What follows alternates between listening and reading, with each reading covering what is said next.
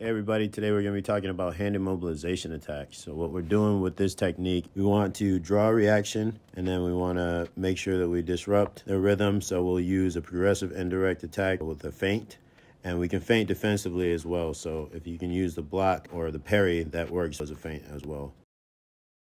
Okay, so let's break down what we just saw now. So what I'm trying to do is use a couple of feints. I'm going to touch my opponent's guard as it's high to, number one, find my range, but to two, put it in his head that he's doing a good job with his defense.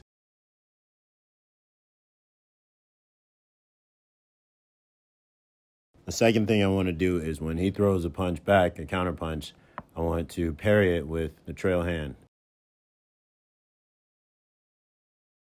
So I'm going to keep parrying with the trail hand until he is comfortable with throwing the jab and it being caught in this way. And I'm setting him up for a straight right. So what we'll do is change the hand that we're parrying with and then change the angle that we're punching from at the same time that he throws. So again, I'm so preoccupied with the idea of hitting with the right hand that he completely misses the fact that I have his lead hand and walks into a straight right.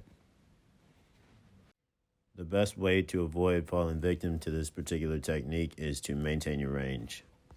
And the same goes for if you are executing this attack. You want to make sure that you are out of range. Here it is one more time in real time.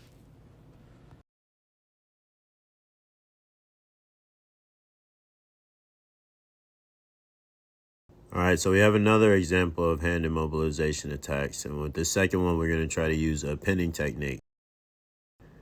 So what we'll do here is I'm going to use my lead hand, and I have been using the lead hand up until this point, just to condition him with the act of me touching him and not actually doing anything.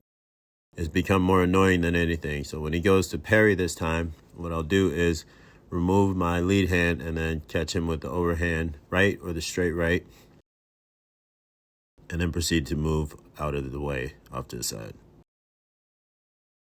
Back into safety. We'll have more examples of this in the future. Hopefully this is helpful, and happy training.